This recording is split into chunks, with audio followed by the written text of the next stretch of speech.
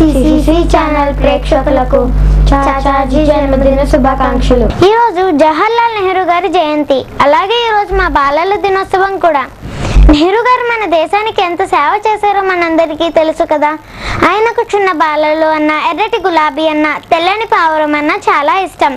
ఆయన గురించి ఈరోజు చెప్పడానికి కొంతమంది పెద్దలు ఉన్నారు. వాళ్ళ అభిప్రాయం మనం ఈరోజు తెలుసుకుందాం. ముందుగా బాలల గురించి డాక్టర్ కర్రి రామారెడ్డి గారి అభిప్రాయం విందాం. సిసిసి ఛానల్ ప్రేక్షకులందరికీ కూడా బాలల దినోత్సవం సందర్భంగా, చాచాజీ జన్మదినోత్సవం సందర్భంగా శుభాకాంక్షలు.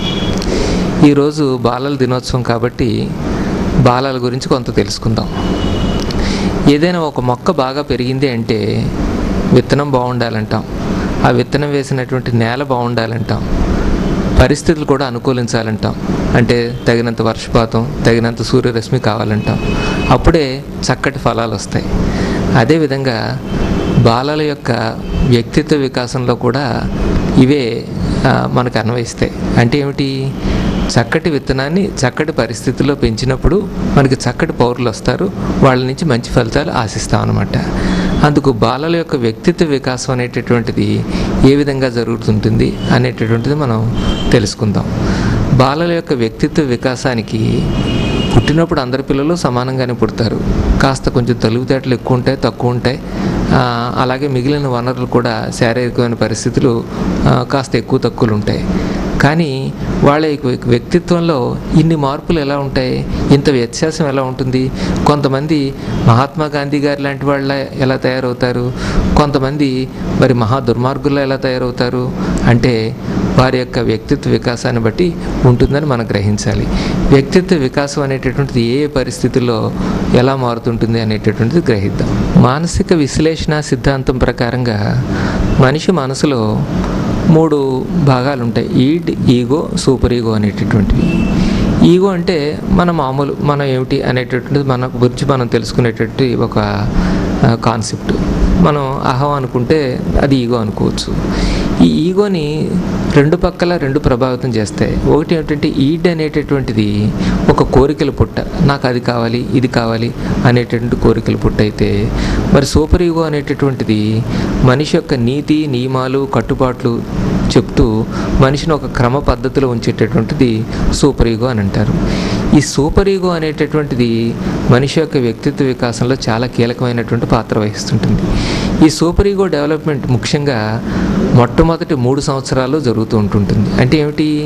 తను పెరిగిన వాతావరణం బట్టి, ఉదాహరణకి తల్లిదండ్రులు పెట్టేటటువంటి కట్టుబాట్లను బట్టి ఆ నీతి నియమాలు ఈ సూపర్ ఈగోలో భాగంగా తయారవుతూ ఉంటాయి.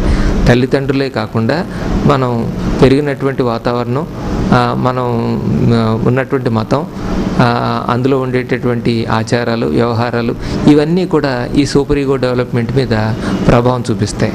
అంటే ఉదాహరణకి తల్లి చిన్నప్పటి నుంచి కూడా చిన్న విషయానికి కూడా ఇది చాలా తప్పునైనా అని చెప్పి దాన్ని అందిస్తూ ఉంటే అది సూపర్ ఈగోలో భాగంగా తయారవుతుంటుంది. అలా కాకుండా కుర్రాడు స్కూల్కి వెళ్ళినప్పుడు ఒక బలపం పట్టుకొస్తే దానికి సరైన పనిష్మెంట్ ఇవ్వడం మానేసి, చిన్నప్పుడు మీ అన్నయ్య పెన్నులు పెన్సిళ్ళు పట్టుకొచ్చేవాడరా అన్నట్టుగా ఇంకా ఎంకరేజ్ చేసినట్టయితే అదే కరెక్ట్ నియమం అన్నట్టుగా ఆ సూపర్ ఈగోలో ఈవిడిపోవడం జరుగుతుంటుంది. ఈ విధంగా తల్లిదండ్రుల యొక్క వ్యక్తిత్వ ముద్రలు, వాళ్ళ యొక్క ప్రవర్తనలు, వాళ్ళు పెట్టే కట్టుబాట్లు మొట్టమొదటి 3 ఏళ్ళు ఎంతైనా ప్రభావం చూపిస్తాయి. ఆ తర్వాత కూడా స్కూల్లో చేరిన తర్వాత ఆ టీచర్సు, చుట్టూ ఉండే పిల్లలు, వాళ్ళ యొక్క వ్యవహారాలు, ఇవన్నీ కూడా ప్రభావం చూపిస్తుంటాయి. అందుకనే సూపర్ ఈగో డెవలప్మెంట్ కోసం, వ్యక్తిత్వ వికాసం కోసం చిన్నపిల్లల మీద ముద్రలు కరెక్ట్గా పడాలి అంటే తల్లిదండ్రులు సరైనటువంటి కేర్ తీసుకోవాలి. అది తీసుకోకుండా ఈ ఆధునిక యుగంలో జరుగుతున్నది ఏమిటంటే తల్లి తండ్రి ఇద్దరు కూడా ఉద్యోగానికి వెళ్ళిపోతారు. పిల్లల బాధ్యత ఆయాల చేతిలోనో లేకపోతే అమ్మమ్మల చేతిలోనో పెడతారు. చివరికి ఆ పిల్లల వ్యక్తిత్వం మీద పడే ముద్రలు తల్లిదండ్రుల ముద్రలు కాకుండా, అంటే బయలాజికల్గా వాళ్ళు ఇచ్చేటటువంటిది జీన్స్ అయితే తల్లిదండ్రులు ఇచ్చారు తప్ప సైకలాజికల్గా వ్యక్తిత్వం మాత్రం ఎవరైతే పెంచారో వాళ్ళ ముద్రలే ఉంటుంటాయి. అందుకే చిన్నపిల్లల నుంచి వాళ్ళు ఏ హాస్టల్లోనో చేర్చడం ద్వారా మనకి ఎదిగిన తర్వాత ఒక మెకానికల్ వ్యక్తి బయటికి మనకి వస్తాడు తప్ప తల్లిదండ్రులు ముద్రలతో ఉండేటటువంటి వ్యక్తి తయారు కాడు. అంటే కొనుక్కున్న రోజా పుష్పానికి మన ఇంట్లో పెంచిన రోజా పుష్పానికి ఏ విధమైనటువంటి తేడా ఉంటుందో ఆ విధమైన తేడా పిల్లల విషయంలో కూడా ఉంటుంది. అందుకు చిన్నపిల్లల యొక్క పెరుగుదలలో తల్లిదండ్రుల పాత్ర ఎంతైనా ఉంటుంది.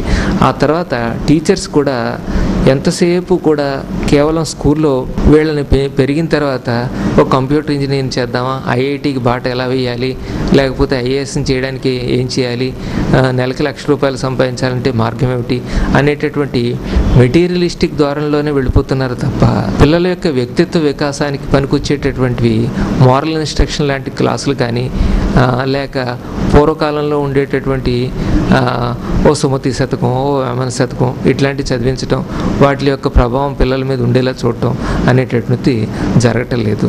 అవి జరిగిన నాడు మన పిల్లల యొక్క వ్యక్తిత్వ వికాసం ఎంతైనా బాగుంటుంది. అబ్రహాం లింకన్ వాళ్ళ కొడుకు చదువుకునేటటువంటి ఆ స్కూల్ హెడ్ మాస్టర్కి ఒకసారి ఒక లేఖ రాస్తారు. ఆ లేఖ ఎప్పటికీ కూడా మన సమాజానికి అన్వయించే విధంలో ఉంటుంది. ఆయన ఏమని రాస్తారంటే, నా బిడ్డకి పుస్తకాల మీద మక్కువ పెంచడమే కాకుండా ఆ ఎగిరే పక్షుల్లోనూ ఆ రొత చేస్తున్న సీతాకోక చిలుకల మీద అవి చూసి ఆనందించేటటువంటి గుణం కూడా నేర్పించరా మాస్టారు. అలాగే ఎవరైనా పొగిడితే పొంగిపోవడమే కాకుండా మరి ఎవరైనా ఏదైనా అంటే కృంగిపోవడం, ఈ 2 గుణాలు కూడా సమానంగా తీసుకునేటటువంటి గుణం నేర్పించండి. ఊరందరిది ఒకదారి, తనదొక్కడిదే ఒకదారి అయినప్పటికీ కూడా తను ధర్మం అనుకున్నప్పుడు ధైర్యంగా నిలబడేటటువంటి శక్తి నేర్పరా అంటే ఈ విధంగా ఒక పెద్ద లిస్టు తయారు చేసి, ఇంత పెద్ద లిస్టు చెప్తున్నానని ఏమనుకోకండి మా పిల్లాడి విషయంలో, ఎంతైనా ఆఫ్టర్ ఆల్ వాడు నా కొడుకు కదండి అని చెప్పి అంటాడు. ఆ విధంగా పిల్లల విషయంలో కేవలం ఏదో మా వాడు ఒక గొప్ప ఉద్యోగస్తుడు అయ్యేలా చేయండి అనేటటువంటి కోరిక కాకుండా మంచి మనిషిని తయారు చేయండి మాస్టారు అనేటటువంటి తల్లిదండ్రుల కొరవ ఎక్కువగా కనిపిస్తుంది. అందుకే మనం ఒకప్పుడు విదేశీ సంఖ్యల నుంచి స్వాతంత్ర్యం వచ్చిందని చెప్పేసి సంబరపడ్డాం. కానీ కల్చరల్ ఇన్వేషన్ అనేటటువంటిది ఎంతైనా జరుగుతుంది. సంస్కృతి పూర్తిగా నాశనం అయిపోతుంది. మన దేశం, మన సంస్కృతి, మన వ్యక్తిత్వం, మన విలువలు నిలబడాలి. మన పిల్లలందరూ కూడా చక్కగా భారతదేశానికి భావి పౌరులు వీళ్ళు అని చెప్పుకోగలిగేలాగా గర్వపడేలా ఉండాలి అంటే తల్లిదండ్రులు, ఇటు ఉపాధ్యాయులు అందరూ కూడా సరైన శ్రద్ధ వహించి కలిసి కృషి చేయాలి. మన యొక్క భారతదేశం విలువల్ని నిలబెట్టాలి. అందరికీ కూడా శుభాకాంక్షలు తెలుపుకుంటూ నాకు ఈ అవకాశాన్ని ఇచ్చినందుకు కృతజ్ఞతలు తెలుపుకుంటున్నాను. విన్నారుగా, ఇప్పుడు నన్నయ్య